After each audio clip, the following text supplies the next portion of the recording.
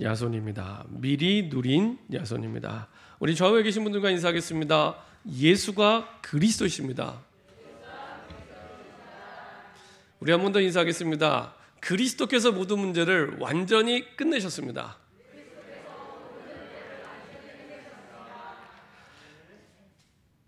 한 번만 더 인사하겠습니다. 미리 누리시면 됩니다. 매년 나오는 책인데요. 트렌드 코리아 2020이라는 책이 있습니다. 그러면 이제 2021도 나왔고 2020도 나왔다는 얘기죠. 매년 이제 내년도에 뭐 하면 장사 잘 될 거냐, 뭐 이런 거를 이제 내용에 담아서 나오는 책입니다. 유명한 교수님이죠. 서울대학교 소비자학과 과도 딱 맞는 것 같아요. 소비자학과 교수님이신 김난도 교수님이 쓰시는 책인데, 이제 2022년도에 10대 소비 트렌드라고 이제 책에 소개를 하고 있습니다. 그러니까 이 10가지를 하면은 장사 잘 될 거다, 뭐 이런 내용인데요. 그 단어들이 너무 생소한 단어들이 많습니다. 그래도 이제 내년도에 장사 잘 된다고 하니까 참고하시면 아마 도움은 조금 되실 것 같습니다. 첫 번째가 뭐냐? 나노사회다. 나노사회. 나누는 사회가 아닙니다. 나노사회입니다. 나노사회. 우리 사회가 공동체는 개인은 더 미세한 존재로 파편화돼서 서로 이름조차 모르게 되는 시대로 변할 거다. 그래서 타인에 대한 공감 능력을 키워야 된다라고 합니다. 이게요, 성경적으로도 많은 게 인간은 하나님과 함께할 때만 행복하도록 지음받았고 복음이 증거되어야 되기 때문에 같이 살아야 사람은 건강합니다. 근데 이제 점점 언택트 시대가 되면서 다 따로 이제 이름조차도 헷갈리고 모르는 이런 시대가 될 거다. 반대로 하면 돈 벌 거다, 이 얘기겠죠. 두 번째로 머니러시, 이렇게 합니다. 머니러시. 요즘은 회사에 다니면서 주식도 하고 유튜브도 하는 투자 파는 분들이 많다고 합니다. 그래서 수입에 파이프라인을 여러 개 꽂아놓고 살아가는 현대인을 얘기합니다. 세 번째로 득템력. 역은 힘인데 득템은 이제 얻었다는 얘기인데, 돈만으로는 살 수 없는 희소한 상품을 획득하는 역량을 말합니다. 지난번에 보니까 백화점에 뭐 에르메스나 명품들 이렇게 판다고 하면은 그 코로나와 상관없이 줄 쫙 서 있는 거 아시죠? 예, 뭐 눈빛이 저만 뉴스를 보는 것 같습니다. 뭐 에르메스다, 뭐 희한한 명품이다 하면은 이거 뭐 20% 세일하면 완전히 뭐 줄 쫙 서 있습니다. 이게 왜 그러냐면 이거를 이제 희소성 있는 제품일수록 이게 나중에 새 상품보다 더 비싸대요. 못 구하니까. 또 애들은 뭐 나이키나 이런 신발 가운데 뭐 예를 들면 빅뱅이 같이 뭐 협업했다, 뭐 이런 것들이 있습니다. 이런 것들은 또 몇 개 안 맞는다 그래요. 요거는 뭐 예를 들면 정가가 10만 원이다 그러면 나중에 되팔 때는요 이게 100만 원 되고 200만 원 됩니다. 예, 그렇게 얻는 힘을 득템력. 예, 어렵죠? 점점 이제 이 단어가 더 어려워집니다. 4번 러시틱 라이프. 러시틱 라이프. 도시 속에서 촌스러운 느낌과 자연 친화적 삶을 동경하고 누리는 이런, 나는 도시에 사는데 시골이 좋아. 근데 시골은 안 가. 이런 도시 속에서 이게 촌스러운 느낌과 자연 친화적인 이런 삶을 동경하고 누리는. 다섯 번째로 헬시 플레저. 헬시 플레저. 젊을 때 건강과 다이어트를 선호하면서도 그에 따른 고통은 피하려는 성향. 참 진짜 대가를 안 치르죠. 건강하려면 그거에만 대가를 치러야 되는데 고통은 피하고 싶은. 여섯 번째로 엑스틴 이즈 백. 점점 어려워집니다. 엑스틴 이즈 백. MZ 세대 아시죠? 그냥 뭐 쉽게 얘기하면 요새 뭐 10대 20대 MZ 세대의 선배인 X세대. 제가 X세대입니다. 40대. 70년대 이후에 태어난 세대가 X세대인데, X세대의 귀환을 말한다고 합니다. 그래서 기성세대보다 풍요로운 10대를 보낸 40대가 당분간 대한민국 소비시장을 이끌 거다, 이렇게 얘기한답니다. 그리고 일곱 번째, 바른 생활 루틴이. 하나같이 다 모르는 단어입니다. 바른 생활 루틴이. 규칙적인 생활로 자기 관리에 철저한 신인류를 만나고 합니다. 스트레스 해소와 미세 행복 아시죠? 소확행. 소소한 일에 확실하게 행복을 누리는 미세한 행복을 추구하면서 힐링을 느끼는 사람. 참 돈 벌기 어려운 것 같습니다. 네, 아직 3개가 더 남아 있습니다. 8번째, 실제감 테크. 실제감 테크. 요즘 뜨고 있는 가상인간 로지처럼 실제보다 더 실체 같은 가상의 공간을 창조하는 메타버스 시대의 열풍. 로지 혹시 아시나요? 로지? 그 가상의 그 인물을 만들어서 자동차 광고도 하고 금융 광고도 하고 해요. 근데 이 광고주들이 좋아한답니다. 왜냐? 연예인들은 해놓으면은 자꾸 스캔들 생기고 뭐 문제 생겨서 이게 막 올라갔다 내려갔다는데 이 가상의 인물은 이 가상에 만든 이런 캐릭터들은 그럴 염려가 없대요. 만들어 놓으면 얘네들은 스캔들이 없어요. 그래서 아주 그냥 잘 활용이 된답니다. 수십억에서 수백억을 벌어들이는 이런 그렇습니다. 9번째, 라이크 커머스. SNS 하다가 태그를 클릭 누르기만 하면 언제든지 구매가 가능한 상시 쇼핑 시대. 홈쇼핑을 넘어서 언제든지 어디서든지 핸드폰 하나 가지고 클릭 누르기만 하면 바로바로 쇼핑이 되는, 이게 이 시장이 또 어마어마합니다. 그렇죠? 그래서 대기업들이 이 시장을 두고 쟁탈전을 벌이면서 이제 막 M&A를 하죠. 그런데 가장 큰 공룡기업이 우리 교회에서 걸어서 10분 거리에 있습니다. 뭐 네이버라는 이런 아주 큰 공룡기업이죠. 여튼 그런, 그리고 10번째는 내러티브 자본. 확고한 자기 스토리가 기업과 개인의 경쟁력이 된다는 말입니다. 그렇죠? 이제 그 스토리 자체가 브랜드화되고 부가가치를 창출해서 많은 수입을 창출하는, 이게 이제 내용이 돼서 예를 들면 뭐 웹툰이 되고 이러면은 이게 굉장한 창조물이 됩니다. 그래서 뭐 예를 들면은 뭐 영화나 여러 가지 이제 나오는 드라마들이 전부 그런 웹툰이나 그 창조물 속에 사실은 이런 이제 부가가치를 만들어내는, 그렇게 한다고 합니다. 그래서 내년도에 이런 10가지가 이제 내년도에 트렌드가 될 거다. 다 까먹으셨죠? 저도 잘 모르겠습니다. 여튼 그런다고 합니다. 유명한 교수님이 유명한 책에 이제 그렇게 내용을 나와 있는데, 이걸 보면서 사람들이 많이 미래를 불안해하는구나, 많이 염려하고 있구나, 많이 고민하겠구나, 당연하겠죠. 그리고 많이 두려워하고 있구나라는 생각을 하게 됩니다. 근데 참 감사하게도 복음 안에 있는 우리에게는 이것을 뛰어넘는 하나님이 주시는 분명한 확실한 응답이 보장되어 있습니다. 그게 뭐냐? 하나님은 항상 언약궤를 앞세워갈 때 우리가 점장이가 아니더라도 분명한 확신을 가지고 갈 수 있도록 모든 길을 완벽하게 하나님이 인도해 주십니다.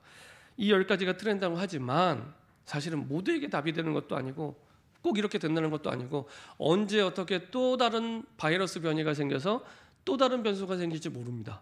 그렇죠? 근데 하나님의 말씀은 그런 변수가 없습니다. 숫자로 말하면 상수, 변수가 아니라 항상 상수. 그래서 절대라는 말을 말씀에 붙이는 겁니다. 코로나가 와도 아니면 IMF가 와도 100번, 1000번, 10,000번이 와도 변하지 않는 상수, 그 미래를 하나님이 말씀을 가지고 우리에게 약속해 주셨습니다. 얼마나 확실합니까? 그죠? 사람들은 지금 답이 없어서 변수 가지고 지금 떨고 두려워하면서 달려가고 있는데, 그런 게 아니고요. 분명한 상수. 제가 지난주에도 어떤 청년이 이제 졸업을 얼마 안 앞둔 청년이라 얘기했습니다. 딱 그맘때가 이제 취업 직장 때문에 가장 고민할 때거든요. 그래서 걱정하지 말아라. 분명히 하나님이 주신 말씀의 흐름 속에 네 미래를 책임지고 인도하고 계신다. 중요한 건 지난주 말씀드린 대로 응답이 없는 게 아니라 응답을 보는 눈이 없는 겁니다. 근데 대부분의 사람들 응답이 없다고 생각을 해요. 아닙니다. 그건 이제 내 생각. 하나님은 완벽한 응답을 준비해 놓고 우리를 인도하고 계시거든요. 그래서 응답에 눈이 안 열리니까 불신자와 똑같이 불안해하고 염려하고 걱정하며 다른 데서 내 미래의 답을 찾고 있습니다. 아닙니다. 우리에게 변하지 않는 상수, 항상 변하지 않는 상수. 그래서 절대 응답 속에 하나님은 하나님의 말씀 가지고 우리의 모든 걸 쭉 인도하고 계십니다. 그래서 제가 그 친구한테도 하나님이 주신 말씀의 흐름 속에서 말씀을 강단 말씀 중심으로 한번 정리를 해봐라. 주일날 오전의 말씀, 오후의 말씀, 핵심 예배 말씀 이렇게만 한번 쭉 정리해봐라. 염려하지 말고 걱정하지 말고 말씀을 정리해라. 사단이 너에게 자꾸 염려를 심고 걱정을 심어서 뭘 못하게 하냐? 하나님의 말씀에만 정확한 답이 있는데 자꾸 다른 데서 답을 찾게 만듭니다. 아닙니다. 성경에서는 변함없이 항상 말씀 속에만 답이 있다고, 그 속에서 하나님 우리를 인도하고 계십니다. 그래서 하나님은 미리 조금만 누렸는데 그 속에서 모든 답을 가지고 우리의 미래를 이끌어가고 계십니다. 우리가 지난주에 봤던 바울도 마찬가지입니다. 바울이 전도자지만 전도를 먼저 한 게 아니라 성령 인도받기 위해 기도를 먼저 했습니다. 그래서 우리가 지난주에 말씀을 봤지만 사도행전 16장에 보면은 이렇게 말씀하고 있습니다. 13절에 안식일에 우리가 기도할 곳이 있을까 하여. 바울은 굉장히 똑똑한 사람입니다. 그 당시 당대 차세대 리더로 인정받는 굉장한 엘리트였습니다. 가말리엘 문화에서 그 당시에 최고의 스승 밑에서 공부를 했고 로마의 시민권을 가지고 있고 바리새인이고 누가 뭐래도 부인할 수 없는 최고의 엘리트였습니다. 그럼에도 불구하고 내 생각대로 안 하고요. 기도 속에서 성령 인도받기 위해서. 그렇죠? 그리고 16절에도 우리가 기도하는 곳에 가다가, 바울이 어쩌다 한번 기도처를 찾은 게 아니야. 늘 중심이 그 속에 있었습니다. 기도 속에서. 그렇죠? 내 것 가지고 하면 안 된다는 걸 잘 알고 있었습니다. 바울은. 하나님의 것을 가지고 해야 제대로 갈 수 있고 바르게 갈 수 있고 후회 없이 갈 수 있고 끝까지 갈 수 있기 때문에.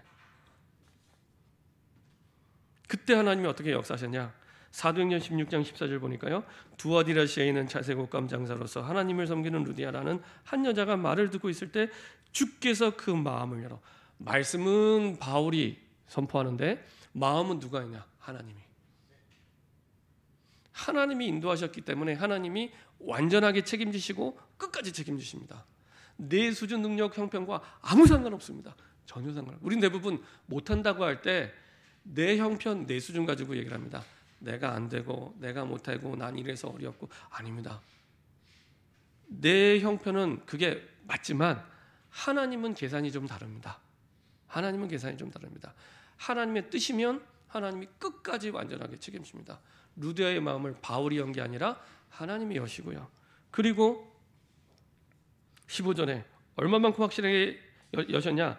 나를 주 믿는 자로 알거든 내 집에 들어오라. 아예 내 집에 들어오라고. 이 루디아가 여자잖아요. 근데 남자 전도팀원들을 데리고 와서 아예 유하고 내 집에 들어와서 말씀 운동해라 라고 할 만큼, 그렇죠? 내 집에 들어와 유하라. 확실하게 구원의 확신과 그리고 그 지역을 살릴 제자로 그 믿음 속에 세워지게 되죠. 그렇죠? 하나님이 이렇게 확실하게 하나님이 인도하십니다. 그리고요, 나중에 16절부터 18절부터 보면은 귀신 들린 여종이 있는데, 그때 그 누구도 해결할 수 없는 훌륭한 학자도 의사도 부모도 낳아준 부모도 고칠 수 없는 세상 사람들의 돈벌이의 종로로 타고 있는, 사단의 종로로 타고 있는 그 귀신 들린 여종을 치유합니다. 그리스도의 이름으로 치유하죠. 진짜 그리스도만이 유일한 답이 됨을 정확하게 선포하고 증거하게 됩니다. 그렇죠? 항상 기억하고 꼭 해야 될 것은 이 땅의 문제는 코로나 문제가 아닙니다. 이 땅의 문제는 경제 문제, 돈 문제, 사람 문제 아닙니다. 하나님 떠난 영적 문제입니다. 여기에 답이 내려있지 않으면 사람을 만나는 내가 그리스도 얘기하지 못합니다. 아무리 내 머릿속으로 예수는 그리스도라고 생각을 해도 이게 내 머리에서만 맴돌 뿐 답으로 내 가슴으로 전달할 수 없습니다. 그렇죠? 이 땅의 문제도 하나, 답도 하나. 정확하게 그리스도를 증거합니다. 그래서 구원받은 하나님의 자녀는 기도는 해도 되고 안 해도 되는 게 아니라 기도는 모든 것입니다. 기도를 보통 호흡이라고 해요. 호흡. 그렇죠? 우리가 숨을 안 쉬면 죽잖아요.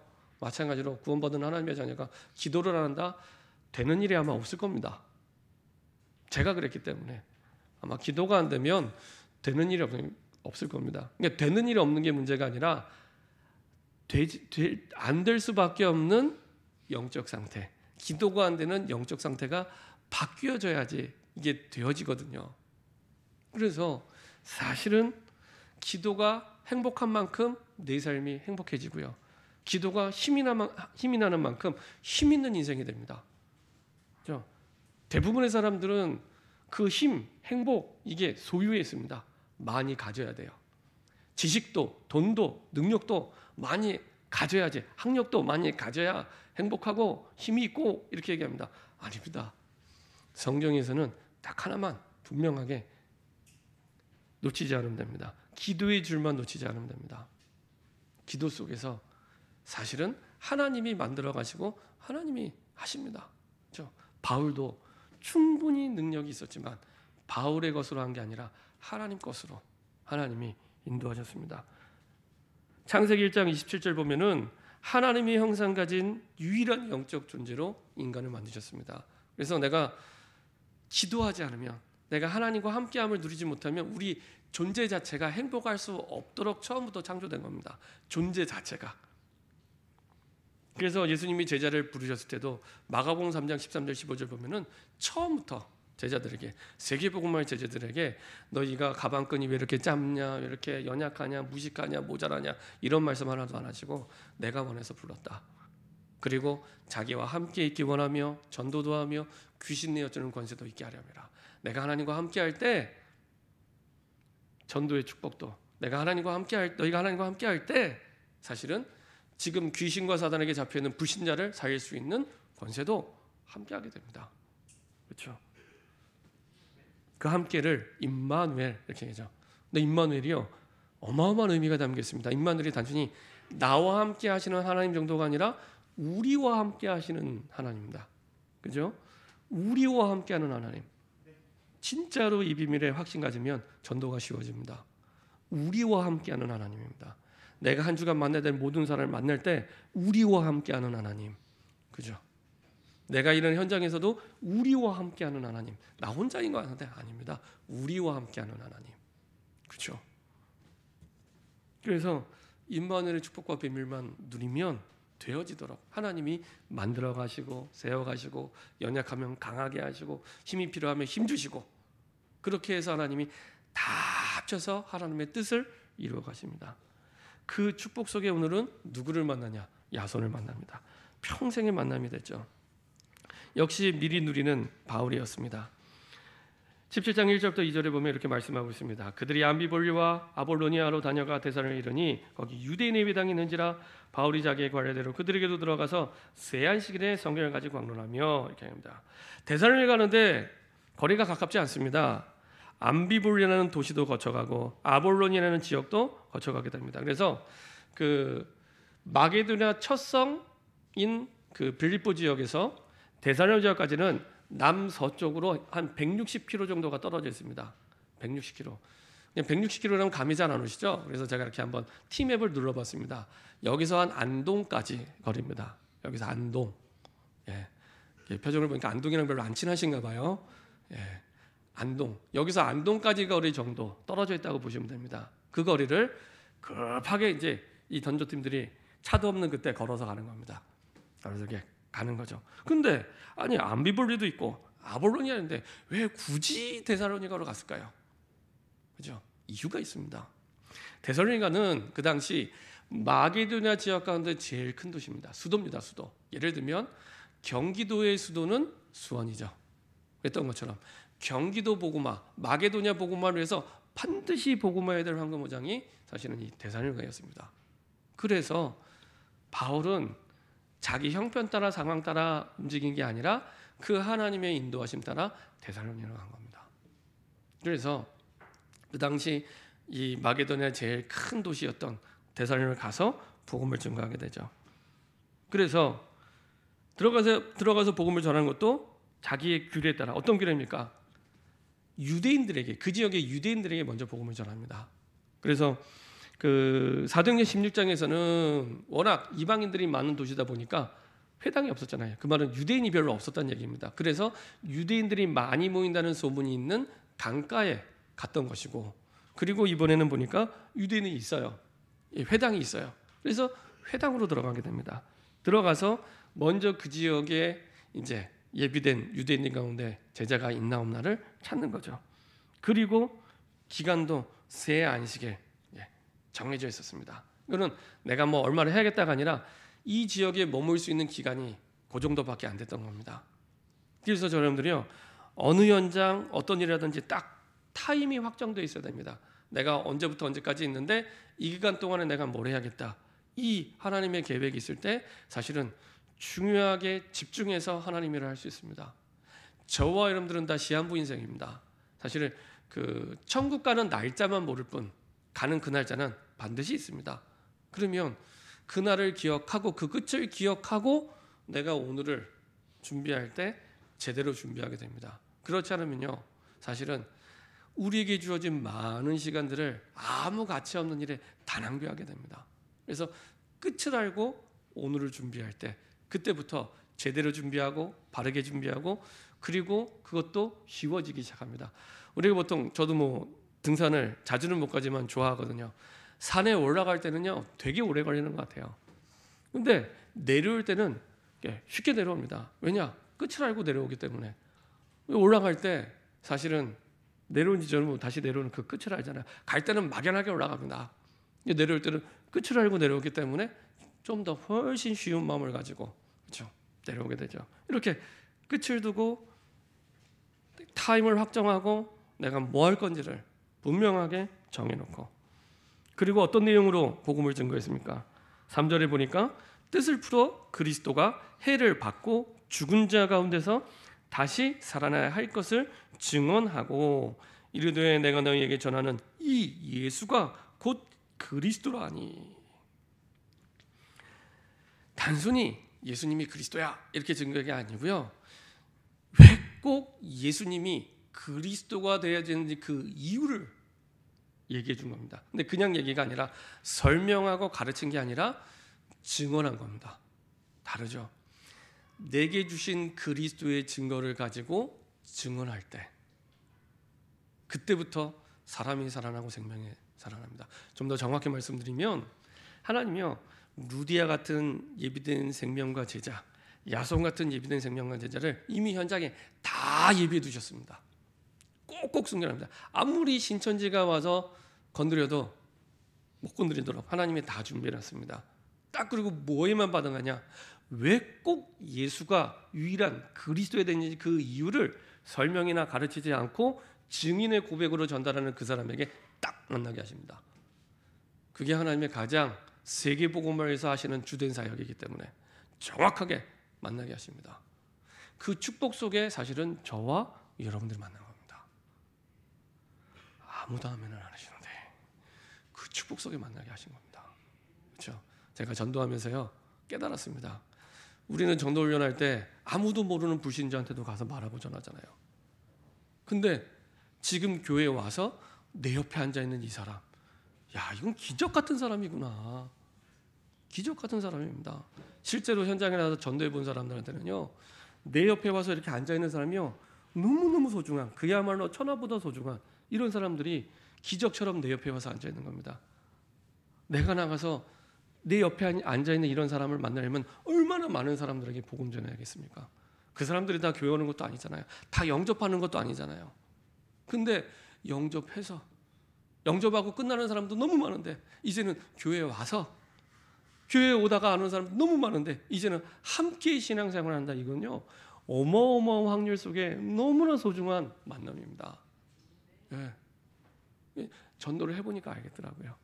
해보니까 내 옆자리에 있는 사람이, 나와 함께하는 사람이 얼마나 소중한지, 이게 엄청난 축복의 만남이구나. 하나님은 딱 정확하게 그리스도 복음에만 반응하는, 딴 거로는 반응하지 않습니다. 딱 오직 예수가 유일한 그리스도이라는 그 사실에 증인의 고백으로 전달할 때만 반응하는, 예비놓고 기다리고 계십니다. 그래서 뭐 현장 전도를 하든지 다락방에서 전도하든지 어렵지 않습니다. 내가 이위 있는 복음이 정리되어 있으면은 어렵지 않습니다. 만나면 얘기하면 돼요. 화장실 갈 때 특별하게 뜸들이고 어렵게 고민하면서 물어보지 않죠. 화장실이 어디예요? 하고 물어보고 가잖아요. 그런 것처럼 얘기 좀 됩니다. 내가 오늘 당신한테 구원의 길을 얘기해 주고 싶은데 들어보겠냐? 아니라고 하면 그 사람은 예배된 사람 아닙니다. 그렇죠? 하나님이 하시고 그리고 인도하시거든요. 또 다른 거 얘기하면 됩니다. 내가 너에게 복음을 얘기해 주고 싶은데 들어보겠냐? 아니라고 하면 얘기해 줄 필요 없습니다. 왜냐? 지금 현장에 다른 많은 사람이 기다리는데 굳이 아니라는데 붙잡고 설득하고 설명할 이유가 없습니다. 그죠?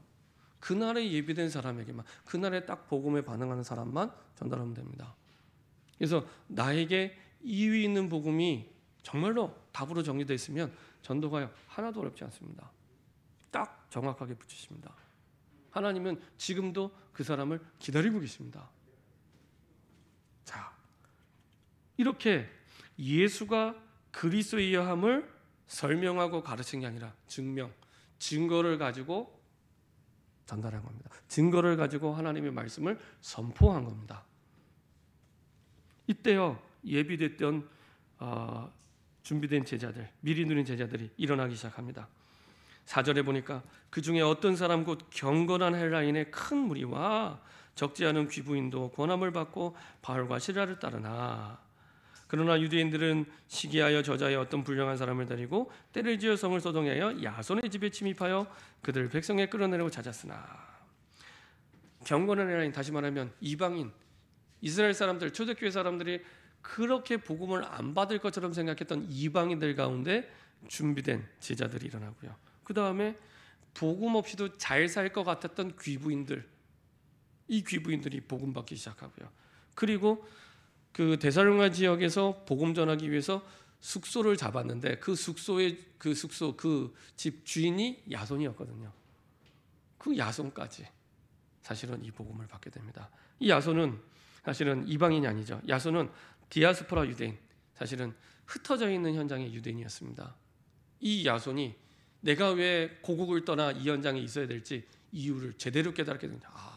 하나님께서 땅 끝까지 복음 주고는 하나님의 계획 따라 이역말로 이 현장에 나를 심어 놓으셨구나. 깨닫게 되는 겁니다. 그곳에 있어야 될 이유를 깨닫게 되는 겁니다. 그렇지 않으면요, 그 해외에 나가 있는 많은 이민 생활하는 사람들이요, 너무 많은 상처 속에 살아가게 됩니다. 너무 많은 상처 속에 살아가게 됩니다.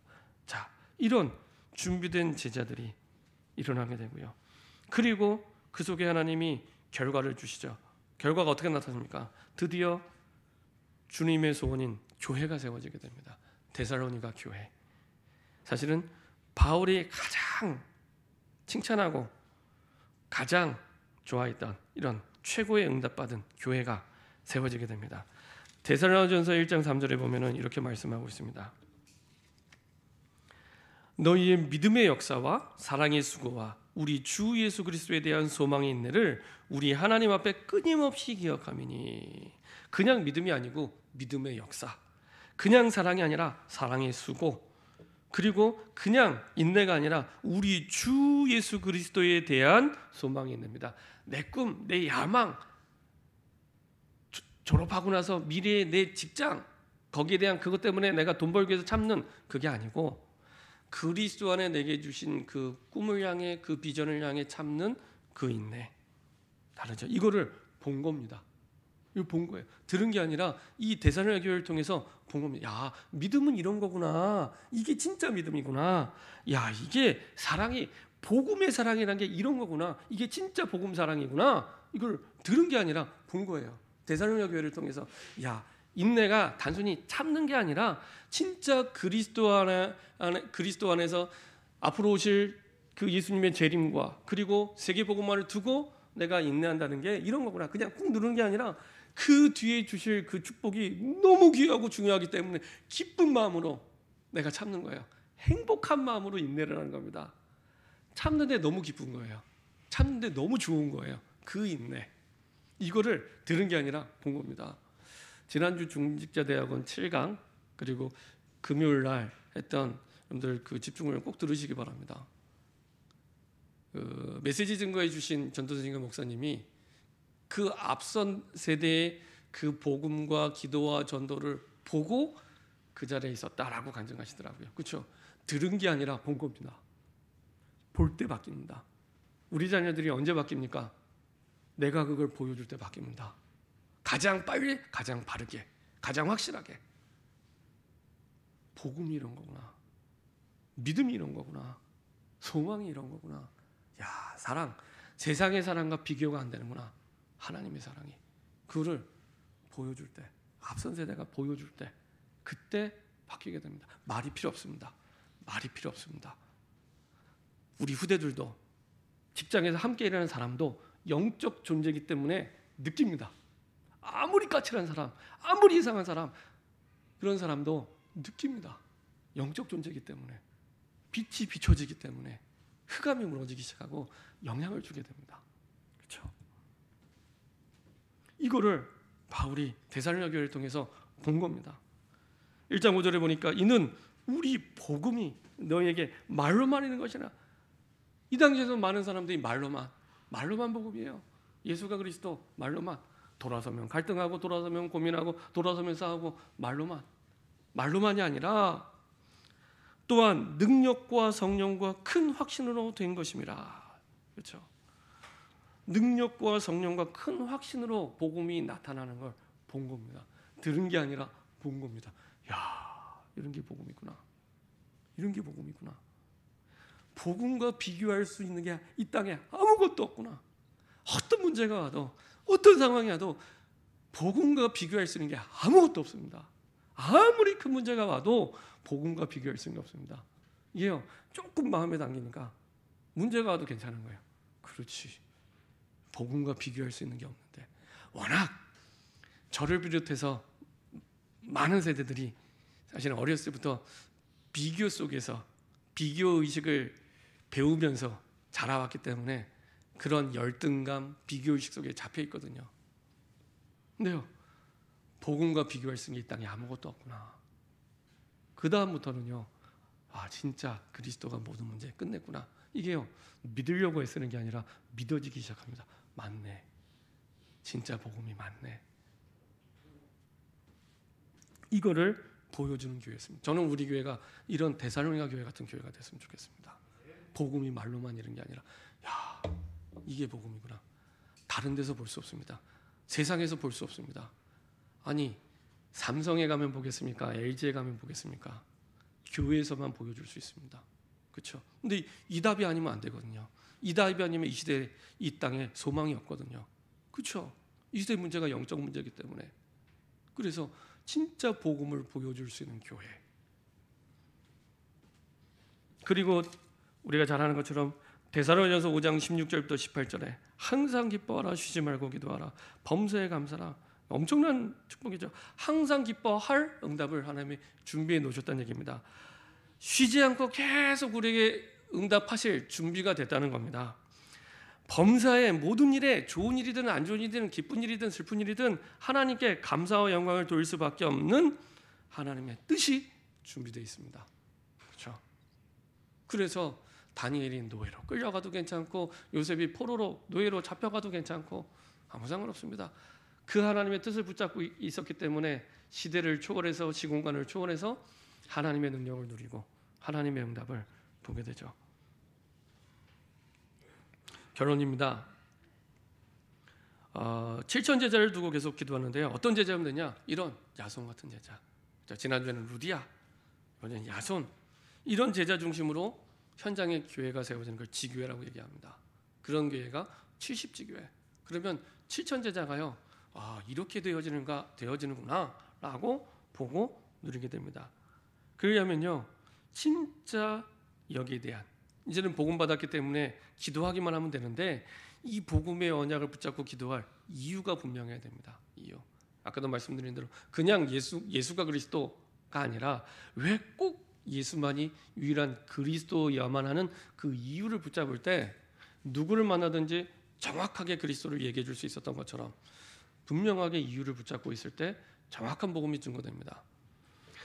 제가 학력고사를 마치고 학력고사를 마치고 이제 대학 입학하기 전까지 시간이 남아서 대학 등록금도 좀 벌어볼 겸 아르바이트를 해야겠다 생각을 해서 뭐 하면 좋을까 찾아보니까 그 노가다 현장에서 노가다를 하면 제일 돈을 많이 주는 것 같더라고요. 그때 당시에 하루 일당이 5만 원이었습니다. 5만 원. 근데 제일 많이 주는 거였거든요. 그래서 노가다를 해야겠다 하고 이제 하게 됐습니다. 하게 되는데 지금 뭐 현장을 잘 모르니까 이제 직업 소개서를 통해서 이제 신청해서 이렇게 가게 됐죠. 그래서 이제 일하는 날 새벽같이 일어나서 이제 일하러 갔습니다. 일하러 가는데 참 현장도 좀 그냥 공사 현장보다 조금 더 힘든 현장이었습니다. 그 2층 집이었는데 이거를 이렇게 부신 현장이었습니다. 이거를 이렇게 부셔서 이렇게 막 이렇게 돌하고 나무랑 막 수북이 쌓여 있는 이것을 이제 등짐을 지고 트럭에 나르는 그런 일이었습니다. 그러니까 뭐 이제 저도 제 친구들하고 같이 이렇게 일을 하는데 다 초보잖아요. 제 친구는 그날 일하다가 발에 찔리고 피나고 그 공사 현장에서 이렇게 공사 이렇게 폐허가 된 그 현장에 못이 나와 있는지 모르고 확 밟은 거예요. 그래갖고 나중에 돈 번 것보다 치료비가 더 들어갔습니다. 찔리고 피나고 뭐 이랬는데 처음에는 그 5만 원이 되게 커 보였거든요. 일 다 마치고 저녁 때 되니까 하나도 안 커 보이더라고요. 그리고 이제 그 5만 원을 받을 기대에 부풀어서 딱 기다리고 있는데 5만 원을 안 주고 3만 5천 원을 주는 거예요. 그래서 왜 이거밖에 안 주냐 그랬더니 15,000원은 직업 소개서에서 가져갔어요. 이야, 막 눈물 날 뻔했습니다. 그래서 막 너무 몸이 막 힘든데 그 다음 날 또 나와야겠다. 그 다음부터는 이렇게 5,000원씩밖에 안 뛴다 그러더라고요. 그래갖고 그 다음 날 또 하고 그 다음 날 또 하고 그러니까 몸이 아파도 돈 벌어야 될 이유가 있으니까 나가게 되더라고요. 환경이 안 돼도 이유가 분명해지면 하게 돼 있습니다. 그래서 여기에 대한 하는 게 중요한 게 아니라 그 이전에 이유가 분명하게 딱 붙잡아줘야 됩니다. 그러기 위해서는요, 제한적 집중. 우리가 생각과 마음이 너무 많이 분산되어 있습니다. 진짜 하나님이 정말 원하는 것에 내가 집중할 수 있도록. 바울은요, 자기가 분명히 능력이 있고 힘이 있고 로마의 시민권이 있었지만 있었는데도 사용하지 않고 하나님의 뜻에 따라 거기에 집중해서 인도받았거든요. 하나님이 정말 원하는 것에 내가 집중할 수 있도록. 그래서 하루에 한 번 내가 하나님에 집중하는 것에 걸림돌이 되는 것을 제하라. 그렇죠? 이것이 우리를 힘들게 하고 이것이 우리를 어렵게 만드는 사실은 그 사단의 틈이 되는 통로가 됩니다. 이때부터 생명력 있는 삶이 되기 시작합니다. 내가 생명을 얻었는데 이전에는 무기력하게 살았는데 무능하게 살았는데 이제는 생명력 있는 삶. 창세기 1장 27절 28절에 처음 약속하신 하나님의 형상대로 지음받아 모든 것을 생육하고 번성하고 충만하고 다스리고 정복하는 대표적인 응답을 누리는 생명력 있는 응답 속으로 들어가게 되고요. 창세기 2장 7절에 그 코의 생기를 불어넣으니 생명이든지라. 하나님 주시는 힘을 얻는 그 축복 속으로 들어가게 되고요. 창세기 2장 1절부터 18절 내가 어느 현장에 있든지 어느 곳에 있든지 에덴 동산의 축복과 응답을 누리는 그 속에 있게 됩니다. 그리고요, 하나님 그 속에서 세계복음화 때문에 우리의 하는 학업과 직업, 생업을 전문성의 응답을 하나님 허락해 주십니다. 그래서요, 그 속에서 하나님 주시는 학업의 응답, 그 속에 주는 세금의 응답을 통해서 세계복음화 때문에 오직의 응답을 하나님이 누리게 하시죠. 진짜 하나님의 세계복음 때문에 나에게 주신 달란트가 이거구나 라고 붙잡고 인도받게 됩니다. 그때부터 남들이 알지만 흉내낼 수 없는 유일성의 응답, 그리고 남들이 알지만 따라올 수 없는 재창조의 응답을 그 현장 속에서 하나님이 누리게 하십니다. 그래서 여러분들이 사도행전에 나타나는 루디아, 야손 같은 이유 있는 응답이 새롭게 시작되기를 소원합니다. 기도하겠습니다. 하나님 감사드립니다. 하나님의 은혜 속에서 루디아와 야손에게 주신 그 응답의 축복 속에 우리를 부르시고 그 대열 속에 서게 하심을 감사드립니다. 우리가 먼저 루디아 같은 야손 같은 축복과 응답을 누리게 하시고 그 증인으로 서서 또 다른 루디아와 또 다른 야손에 찾아내며 누리고 세우는 제자의 축복과 응답을 누릴 수 있도록 인도하여 주옵소서. 하나님이 정말 원하시는 것에 집중하지 못하게 하는 모든 걸림돌을 제하고 이유 있는 복음의 증인으로 설 수 있도록 축복하여 주옵소서. 감사드리며 주 예수 그리스도의 이름으로 기도합니다. 아멘.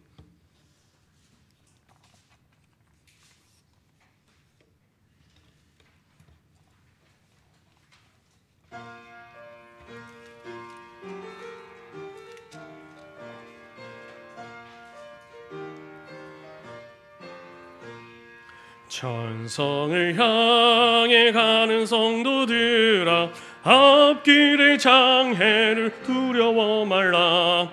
성령이 널 인도하시리니 왜 지체를 하고 있느냐. 앞으로 천성을 향해 나가세. 천성문만 바라고 나가세. 모든 천사 너희를 영접하러 문 앞에 기다서 있네. 너 가는 길 누가 비웃거든 확실한 증거를 보여주어라. 성령이 감화하여 주사 그들도 참기 찾으리. 앞으로 천성을 향해 나가세. 천성문만